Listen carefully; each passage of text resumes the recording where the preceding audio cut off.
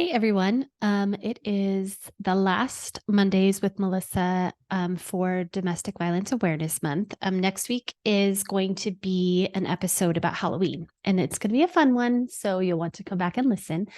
But today I'm going to wrap up Domestic Violence Awareness Month with telling my own story of experiencing domestic violence and surviving that. So, first, I just want to give a trigger warning that my story does involve abuse, and from emotional abuse, physical abuse, sexual abuse. So please know that this could be a hard one to listen to, but also if you have little ones in the room, I would listen to it later or put earbuds in so that they don't listen to this because it's not kid friendly. Um, then the other thing is, before I jump into telling my story, I just want to give you guys a couple of updates. So the first is I am launching a new service called Let's Grow, and more to come on that, but it's launching on Thursday. So October 26th, if you're listening to this in real time, October 26th. And so if you're on social media, you've probably already seen some little nuggets about it and some little hints. And but if not, you need to get on social media, Instagram, TikTok, Facebook. I'm on all of those. Or you can join my email list because I have sent out some, or I will be sending out how to get involved in this service on Thursday through email. So you also want to join my email list because Black Friday is coming up. And I have some really cool things happening for Black Friday that have to do with my online course. And so if you missed out on the last round of my online course, there's another one that will be launching in January. And with Black Friday, Small Business Saturday, and Cyber Monday, there's going to be some great deals. So make sure that you subscribe to my emails. You can just go to my website, www.mendingfamilieswa.com, and subscribe there. And yeah, then you'll get all of the latest and greatest.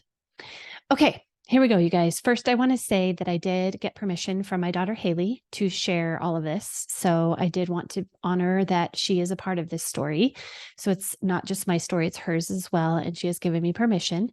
I also want to acknowledge that addiction and generational trauma played into my story and my ex-husband and how he was in relationship, whether it was with me or with my daughter or with the people he was around. And so I'm aware of that. I'm aware that had there not been addiction, had there not been some generational trauma for him, had he not experienced his own abuse in his childhood and his own tough stuff in his childhood, it probably would have looked very different. I'm not giving excuses for it because I do also think that we need to hold abusers accountable, and they can't just excuse away the way they treat people because of addiction or generational trauma.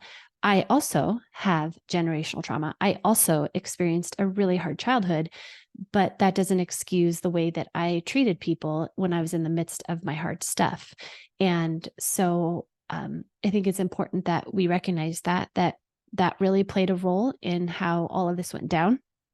But also, he is an adult that can take ownership and do repair and find healing and find growth. And hopefully that's where he's at now, 20 plus years later. I don't know.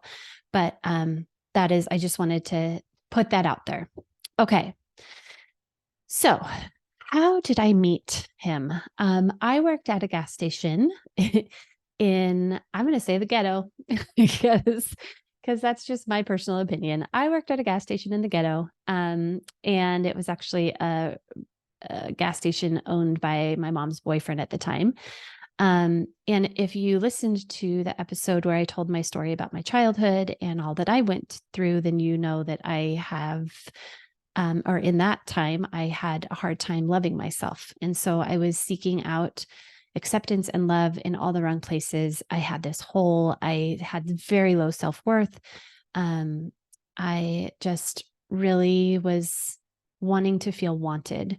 And so I worked at this gas station, and actually my sister and I and our friend lived in a house just a couple of blocks from the gas station. So we did not live in a great part of town.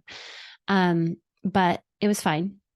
We were young and thought we were invincible and whatever. It is what it is. But him and his family lived just a few blocks away. And I had worked at the gas station for several months and never seen him. I had seen his parents and his sister, but I had never seen him. And then all of a sudden he pops up and he's a smooth talker and he's flirtatious and he is noticing me and he's flirting with me. And I had no idea where he came from. I didn't know why all of a sudden he was there and he wasn't before. But then one day he came in and he had roses and he handed them to me and he said, "Here's 11 roses. I needed to give them to you because you're the 12th rose." And just things like that, where it was just very much like I felt so seen by him and that he thought I was beautiful and that he would buy these roses for me and all of this. And so we started hanging out, and I would not say that we went on a date because that was not, we did not do that. I don't think we ever went on a date. He did not have a job, so he did not have the ability to take me on a date, but we hung out. And because we lived literally 2 blocks from each other, the hanging out would be mostly look like him coming over to my house and we would hang out at my house. So there was definitely some red flags in the beginning that I ignored. I found out pretty quickly that he had just gotten out of jail for robbery. And mind you, he was 20, I think. I don't think he was 21 yet when we first met. I think he turned 21 later, but so he was 20 and he had been in jail for several years, I believe, for robbery. I also found out pretty quickly that there was another girl that claimed that he was the dad of her baby, who I think was 2 or 3 at the time that I met him. I also found out that he had never finished middle school, that he had never had a job. And within probably the first month of knowing him, I had some of my checks stolen. And when the checks were cashed, I saw that they were him and his cousin writing the checks out to one of his friends and cashing them. This is like within the first month. And I have no idea other than because I can look back and be like, why did I do that? Right. I can be just like everyone on the outside. It's like, why did you stay in that relationship? Right. But honestly, I think I just was so broken. I just was so hurting. I just had so much of my own childhood trauma that I just didn't know. Like I didn't know what was right, what was wrong. I didn't, well, I shouldn't say that. I did know right and wrong. I think I just so desperately wanted to feel loved and seen and wanted that when he apologized and said, "Oh my gosh, I'm so sorry. That was so stupid. I shouldn't have done that." And the fact that I was able to tell the bank they were stolen, I didn't tell them by who. And so they gave me my money back. And so then he was like, "Well, you got your money. It's not like you don't have your money," justified it. And so I stayed. Um, Within 8 weeks, I was pregnant. So I barely knew him, but what I did know was a lot of red flags. And yet here I am now pregnant, still trying to convince myself that this was something I should stay in. Found out at the first doctor's appointment. So I think I was like 4 or 5 weeks pregnant, found out at the first doctor's appointment that he had been actively cheating on me. So that was fun. And again, he never really, I mean, we just kind of like got the news and moved on. Like I cried, I was sad, but nothing changed. And so kind of moved forward. I was in college at the time at Eastern and I barely passed. Let's see, that would have been winter quarter. That's the quarter I got pregnant. Spring quarter, I just stopped going. I was so sick. I just constantly my morning sickness was bad. I was sick all day long. I mean, I think I only gained a total of like 8 pounds my whole pregnancy because I was so sick. And so I just stopped going to spring quarter, ended up getting all zeros and failed college. So that was cool. Which all of this, of course, adds to how I feel about myself, my low self-worth, what I feel like I deserve, the fact that I don't have a voice to stand up for myself. So this is all just like kind of compiling on top of this. So during that spring quarter, when I'm so sick and not going to college and failing, he got arrested for car theft. And I was so embarrassed. And so I pulled into myself. I, stopped going to college at this point. I moved in with his family. They actually were super supportive and did help take care of me. I was working and trying so hard to work so that I could, pay bills and keep my car and pay insurance and all of that stuff. So it was nice that they were a support to have me move in with them. Um, and so anyway, I visited him in jail. I was so embarrassed. I hated visiting him in jail. I never thought that would be something that I would ever have to do. But I did. And he ended up moving to a facility here locally that is like specifically for giving more freedoms to people who are in jail. And so he ended up doing like a work release program. So he got more freedom. The visits were not as monitored. They weren't like behind glass. It was like in a courtyard and you could go sit in the grass and stuff. And so I went out there, I did all of that stuff. He always wanted me to bring money. So I would bring money and put money on his books. Again, never thought I would know what that is, but I do. So there we go. So I always put money on his books. We always bought all the snacks and food and everything because he could like take some with him. And it started to get to the point where during some of those visits, we would go out and sit out in the grass, and he would guilt me into letting him touch me. And I hated it. And I dissociated. My memory right now of it is me watching it happen. That's how I remember it. And so I would go home and I would cry, and I would sit in the shower and just cry. And it was awful. I hated it. I hated every moment of it. If I wasn't home when he would call from the jail for his, nightly call or whatever, he would be upset with me. And he would guilt me by saying like, I was the only person that actually cared about him. And if I'm not there to talk to him, then I must not care. And he needed me to get through. And so I needed to be there for him. And so I felt like I had to be his person to like help him. And it really was like helping him financially, helping him emotionally, helping him stay clean, helping him, all of that stuff. Right. I felt like so much pressure because he kept saying like he couldn't do it without me. But also there's that piece of my own trauma that I had where I just didn't know like that's not healthy, and that it was okay to set boundaries, and it wasn't my responsibility, but I didn't know that. So here I am, just like again, these layers are kind of adding up.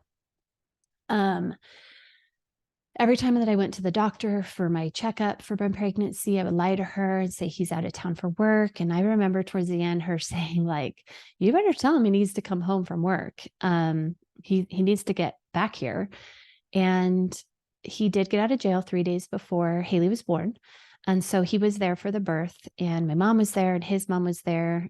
So it was a positive experience. It did feel a little awkward because he did have a cousin that he wanted in there, not when the baby was born, but like prior to. And there's just some things that felt really uncomfortable, that I didn't listen to my body, and I didn't listen to, I just didn't listen to myself to say, hey, you can say no. You can say that doesn't feel good. That doesn't feel comfortable, but it is what it is. So after Haley was born, we went back and still lived with his parents, and he was less than helpful. His parents were super great, super helpful, really involved. And he just kind of went back to running and doing drugs and doing his thing.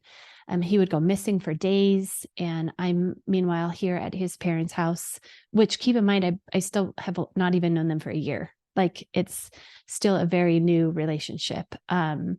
And so he started to take my car, and he would be gone with my car for days. And so I relied on his parents a lot to get me to doctor's appointments, or I did go back to work when Haley was just 4 weeks old because I needed the money. And so they would kind of get me to work and stuff. Relied on them a lot, but they couldn't always. And so there were times where I would be stuck. I would be stuck at work, which was nowhere near where I lived. and would have to wait there until late in the night for somebody to come get me. So there was one time in particular where he had taken my car and gone for days. He comes back and one of the windows is shattered, and come to find out that he had somehow pissed off a drug dealer who then had taken a metal bat to the window.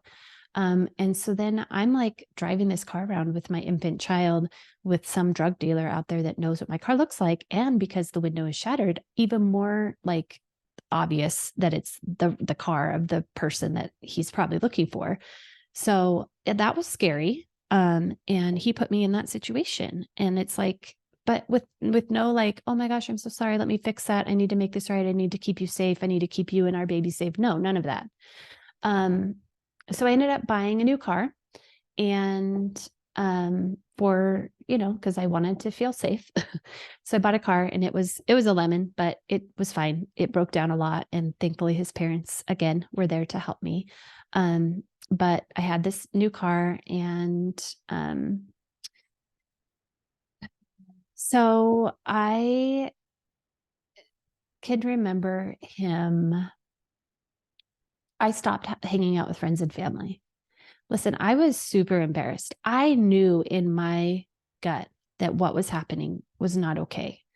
I didn't want to have to explain to people. I didn't want to have to answer the questions about, why are you with him? What are you doing? You can do so much better than this. You deserve more. Haley deserves more. I didn't want to have to answer all of that. And so I kind of just pulled into my shell and didn't hang out with friends and family as much.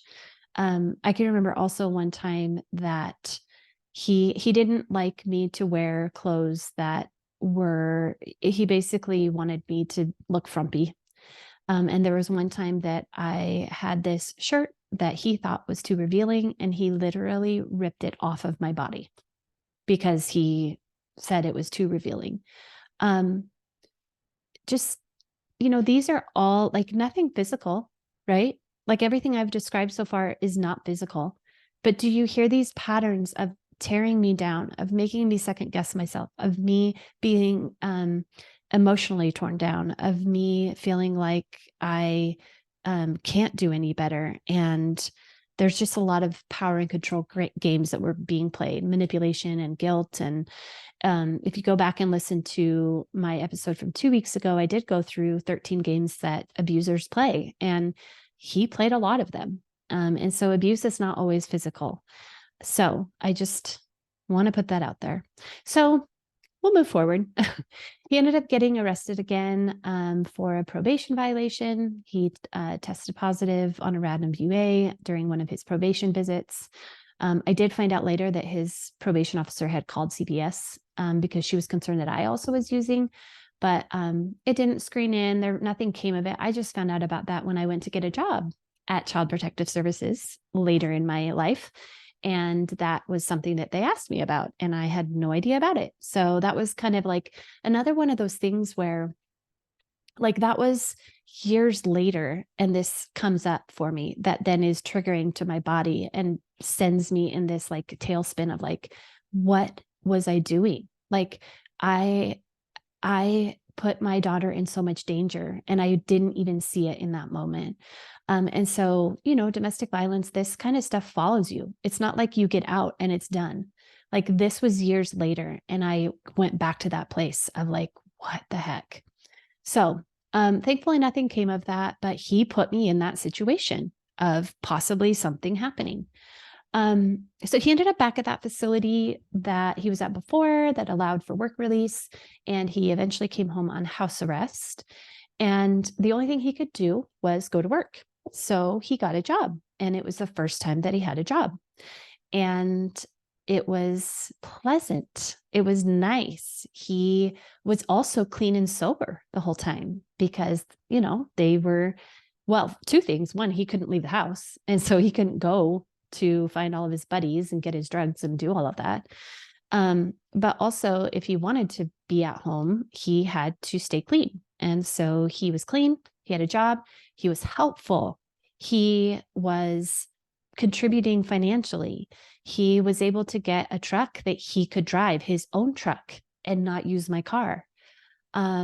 he still tore me down. He still guilted me into doing things and being physical when I didn't want to, but I didn't know that I could say no. I thought that's just how relationships work.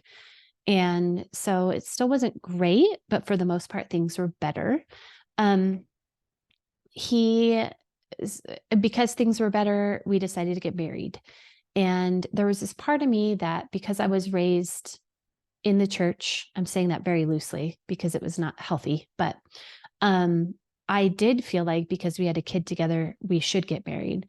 I even had, after we decided to get married, I even had a cousin contact me, my cousin contact me and really question my lifestyle. And ultimately, that cousin and his family decided not to come to the wedding because they didn't agree based on religious reasons. So that was kind of crappy. But I really didn't have a lot of family support. The wedding was in the front yard because he was on house arrest and he couldn't leave the front yard.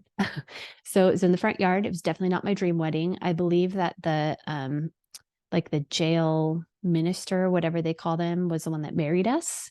I think we paid him $10. I bought my own wedding dress from JCPenney's on credit, bought my own wedding ring at a pawn shop. And just like these things that, again, are all red flags. And as I'm telling the story, I'm like, what the heck were you thinking? But I wasn't. I was in it, right? Like I was so heavy in it. I now had a kid with him. I now had these layers of like, well, before I was already thinking like, I just want to feel loved and wanted. And now here I am, like, I'm not going to be able to find anybody else that's going to love and want me because now I have a kid. And he would remind me of that as well. So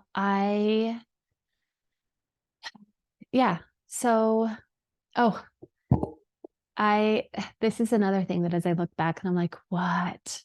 It's just another red flag. Our first dance, him and I, our first dance at our wedding, we had not talked ahead of time about what it was going to be. And so he picked it, and it was Boys to Men, End of the Road, which if you don't know that song, you should look it up because it's just ironic. Like it's basically singing about breaking up. So, but that was our wedding song. So kind of funny. Okay. So now we're married and he gets off of house arrest. And it wasn't long before he was back running and using again. He lost his job. His truck was then repoed because he couldn't pay it. He was mad at me because I wouldn't pay to prevent it from being repoed, but honestly, I couldn't afford it. And then I found out he was cheating on me again. And this time it was in his parents' home while we were at work, and he didn't work. And so he was cheating on me in the house that we lived in. I did threaten to leave him at one point during that. And he yelled at me, told me he would take Haley, that he would never let me take Haley from him. So I could never leave. And if I did try and leave, he would take Haley and I could never take her from him. And I believed him, and I believed him for too long. And, but again, it's just that like he had the power in that relationship, you guys. He really did. Even though I look back and I can see like how much I had going for myself, he really did have the power. So I got an apartment on housing, and so my rent was super cheap, and it was really helpful for me to be out of his parents' home, even though they were supportive and they were great. I also it didn't feel comfortable there. And so I was now in my own apartment. I did lie to housing about being married because I would have then had to have him on the housing voucher, and he had a criminal history. So it made complications. You see how people lie in abusive relationships, right? Because of stuff like this. I needed housing for me and Haley. And so, yes, I'm going to lie about being married. So I'm now in housing, although now he still is finding his way to move in with us, even though I'd said he couldn't. He's there now, and he went back to taking my car for days. There was one time that he had brought the car back and I found drug paraphernalia in my jock box of my car. So again, like this is the car that his wife and his child are driving around in. And these are the things he's doing. He stole my debit card one time and drained my bank account. And his cousin a different cousin, lied for him, covered it up, tried to cover it up. But luckily, I was able to get that money back again because I claimed that I filed a claim that it had been stolen. But again, lied and said I didn't know who. So he was kind of in and out at that apartment. He would be home for a couple days, gone for a couple days. And there was one day that I worked a really early shift. And so I would usually take Haley to his parents in the morning, and then they would take her to daycare. And there was one day that he was like, no, you just leave her here with me because I'm her dad. And it didn't feel right. And I should not have done it, but I did. And I came home to the locked door. I couldn't get into the apartment, but I could hear Haley crying. And she was less than 1. I don't know exactly how old, but she was not 1 yet. So I don't know, probably 8, 9 months old. And I hear her crying. And I'm pounding on the door. I'm trying to figure out how to get in. He's not coming to the door. And it's in that moment that I'm like, I can't even go ask the landlord to help me get in, because then I have to say that I have him living here, and it adds this whole layer, and I didn't want to lose my housing. And so I'm not really sure how, but eventually he came to the door and I was able to get Haley and scoop her up. And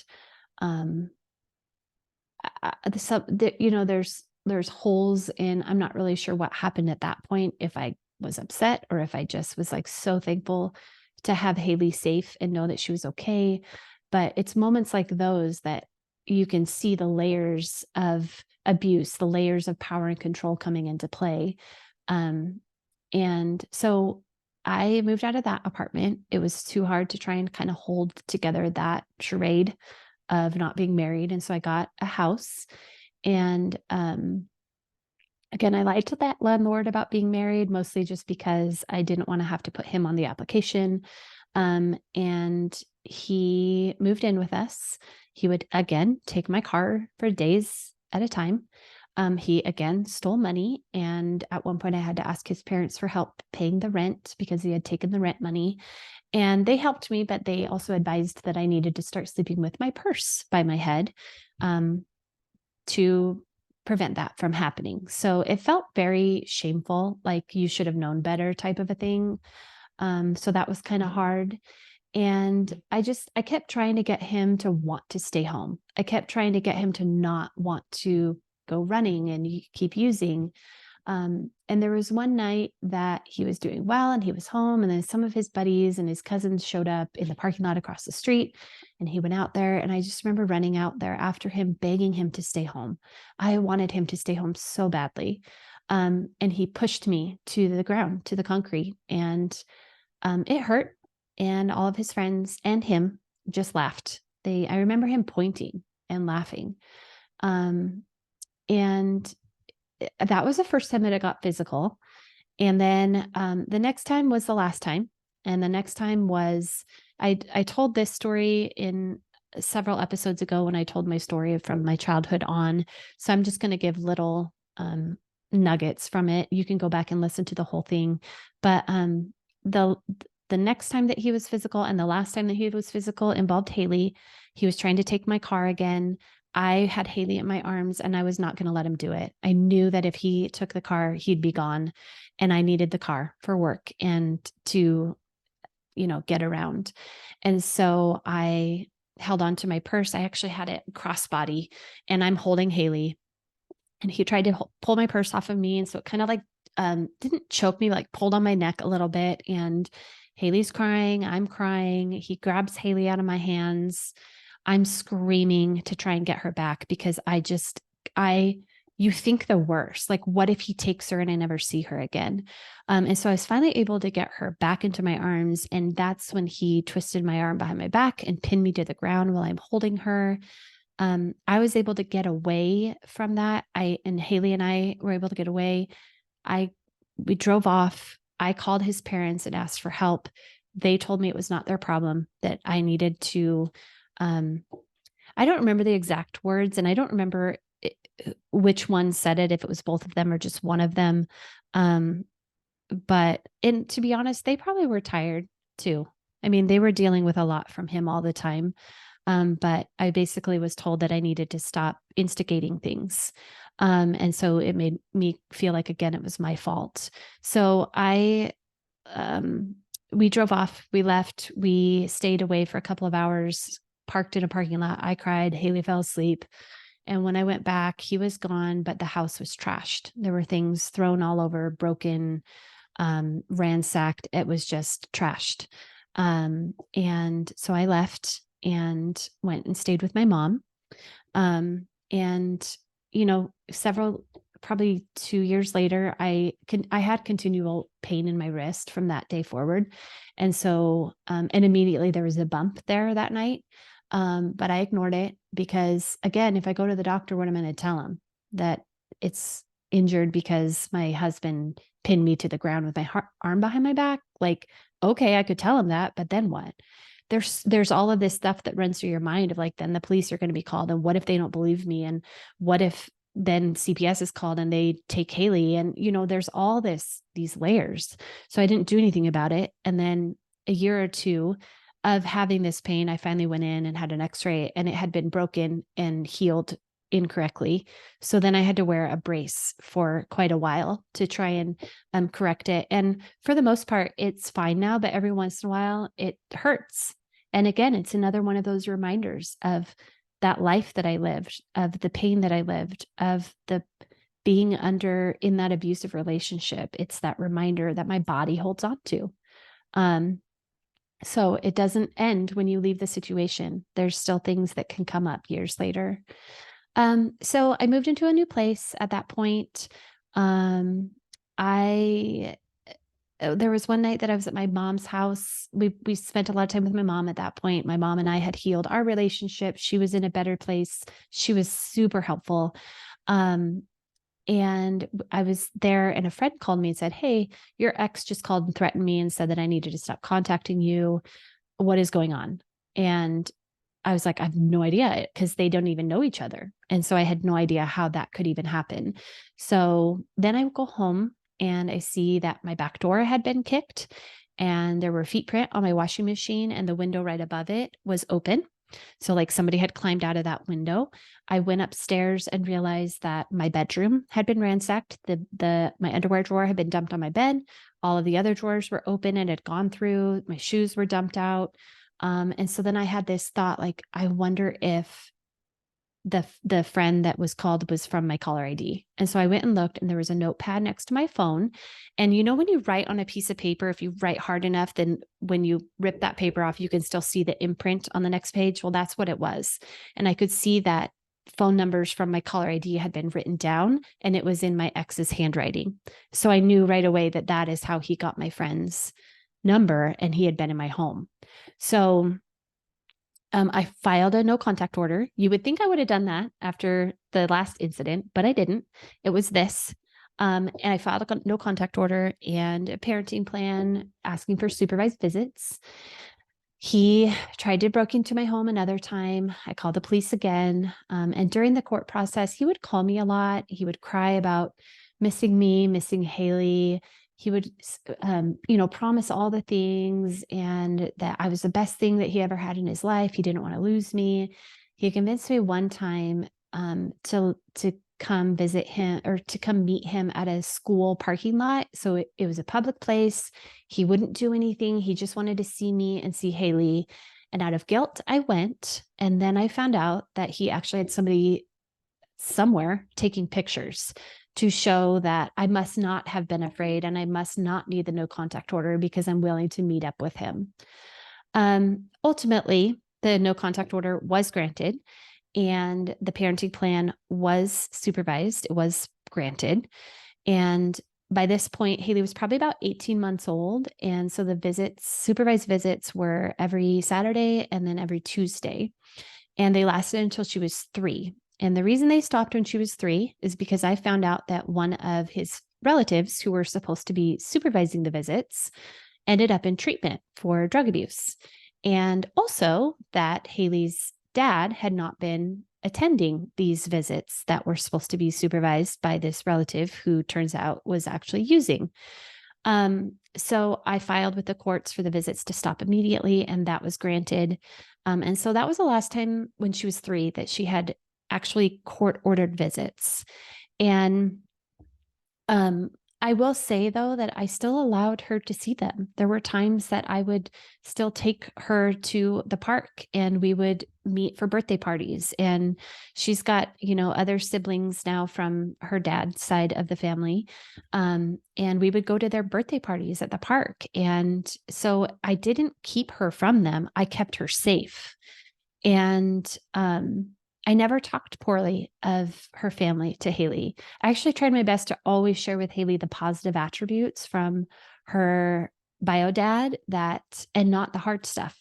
I would talk about how she got his laugh. I would talk about how she got his cute little ears. I would talk about how she got his perfect eyebrows that she doesn't ever really have to pluck because they're just these perfect eyebrows. I would talk about how she got his beautiful curly blonde hair.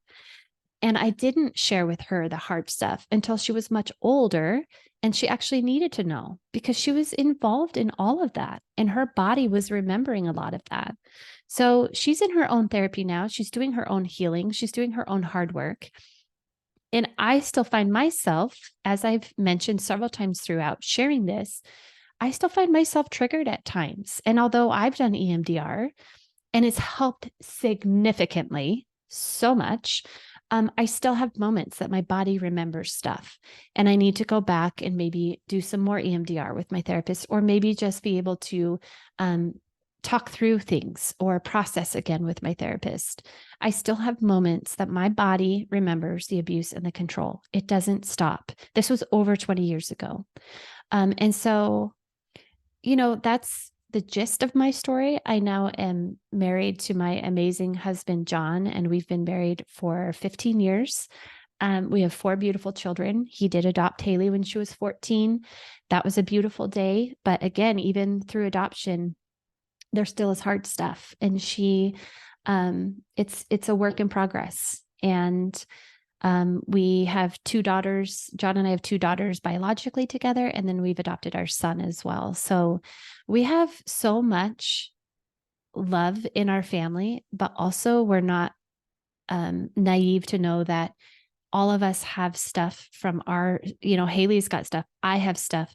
Our daughters have stuff from what they have lived through and experienced with how I was before I got therapy, before I did my healing.